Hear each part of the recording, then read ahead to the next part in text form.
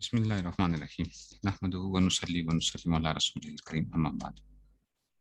وسیلے بیٹی زیور میں اب ہے نماز عید اور فرض نمازوں کے بعد مصافحہ۔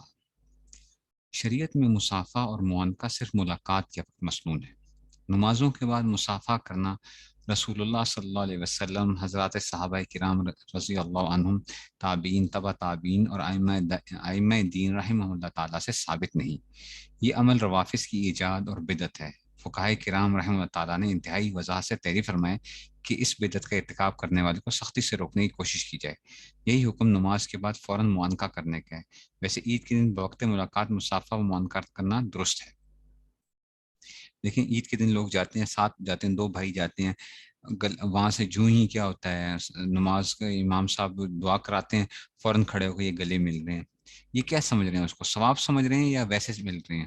اگر تو ثواب سمجھتے ہیں تو پھر تو کیا ہو گیا، یہ کیا ہے، یہ تو بدعت ہے کس کو۔ اور اگر جو ہے ثواب نہیں سمجھ رہے اور صرف ویسے ہی مل رہے ہیں، تب بھی ایک رسم تو ہے نا۔ بعض لوگ اس کو کیا سمجھتے ہیں، اور بعض لوگ یہ سمجھتے ہیں کہ 3 دفعہ ملنا ہی جو ہے نا اصل ہے عید کے بعد جو ہے۔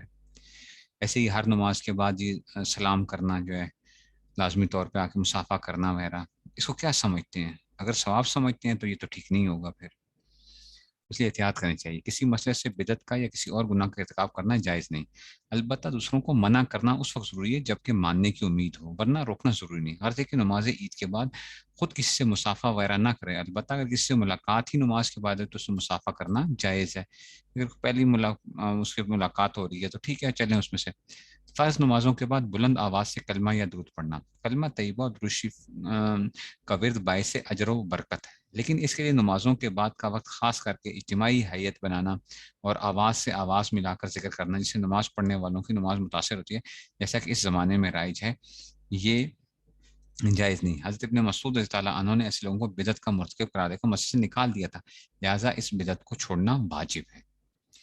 آگے وفات اور قبروں سے متعلق بدعات۔ میت کے سینے پر کلمہ شہادت لکھنا، میت کے سینے، پیشانی یا کفن پر کلمہ شہادت لکھنا جائز نہیں، اس لیے کہ میت کے پھولنے پھٹنے کی وجہ سے کلمہ شہادت کی بے حرمتی ہوگی۔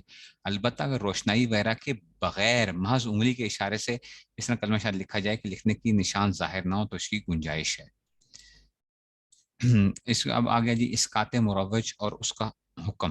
بعض علاقوں میں ہیلہ اسقاط کے نام سے جو عمل رائج ہے، اس کا قرآن اور حدیث اور فقہ سے کوئی ثبوت نہیں ملتا، اور نہ ہی رسول صلی اللہ علیہ وسلم کے مبارک دور سے لے کر حضرات صحابہ کرام رضی اللہ عنہم اور تابعین اور تبع تابعین زمانے تک کوئی وجود ہے۔ اگر کوئی یہ کار خیر ہوتا تو رسول اللہ صلی اللہ علیہ وسلم اور صحابہ کرام رضی اللہ عنہم اور ایسے لوگوں کے لیے ضرور یہ ہیلہ تجویز فرماتے جن کے ذمے نماز، روزہ وغیرہ قضا واجب تھے، اس لیے کہ عام مومنین پر آپ صلی اللہ علیہ وسلم اور آپ کے جانب سے زیادہ کوئی اور شفیق نہیں ہو سکتا۔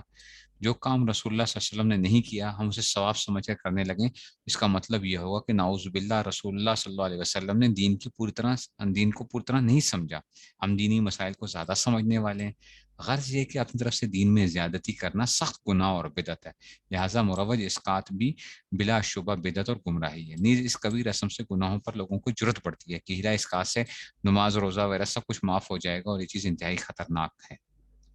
لوگ یہ کرتے ہی ہے نا، ایک آدمی جب فوت ہو جاتا ہے تو لوگوں کو نا گول دائرے میں کھڑے کر کے یا اس طرح کھڑا کر دیتے ہیں، تو اس کو کہتے ہیں جناب چلو یہ 5,000 روپے یا 10,000 روپے ہم صدقہ کر رہے ہیں، ایک کو دیا تو اس کو کہتے ہیں کہ جناب یہ کیا تھا، اس کی نمازوں کا فدیہ وغیرہ، روزوں کا فدیہ، اور یہ تھا۔ وہ اگلا کیا کرتا ہے، وہ اگلے کو دیتا ہے، پھر وہ اگلے کو دیتا ہے، کرتے کرتے کرتے کرتے نا اس طریقے سے 10 یا 5 یا 6 جو بھی بندے ان کو وہ واپس اس طریقے سے کرتے رہتے ہیں، تو بار بار اس کو وہ کر رہے ہوتے ہیں کہ جنہوں نے دینا 5,000 روپے صدقے کے طور پہ نکالا، اور اس میں اس کیا کر رہے ہیں، اس کی تمام نمازیں اور یہ سب چیزیں معاف کرنے کے لیے۔ تو ایسی چیزیں جو ہے وہ نہیں ہیں، اس کا فدیے کا ایک حساب لگا لینا چاہیے کہ اس کو کتنا نمازوں کا فدیہ اس کا کتنا بنتا تھا، روزوں کا کتنا تھا، وہ ایک اور چیز ہے۔ باقی اس کے 1/3 میں سے دے دیا جائے جو اس کے مال میں سے، اگر اس نے وصیت کی ہوئی ہے۔ اگر وصیت نہیں کی ہوئی تو پھر تو نہیں نکالا جاتا، اگر وصیت کی ہوئی ہے تو 1/3 تک جتنا بھی بن جائے، باقی اللہ تعالیٰ معاف کرنے والے ہیں اس میں سے۔ لیکن ایک تو خود بھی چاہیے انسان کو کہ اپنی زندگی کے اندر ہی اپنی نماز، روزے وغیرہ، سجدہ تلاوت، قسم کے کفارے وغیرہ، یہ ساری چیزیں اپنی زندگی میں پوری کر لے تاکہ بعد میں یہ معاملات ہی نہ پیش آئیں۔ اللہ تعالیٰ ہمیں صحیح سمجھ نصیب فرمائے۔ واخر دعوانا الحمد للہ رب العالمین۔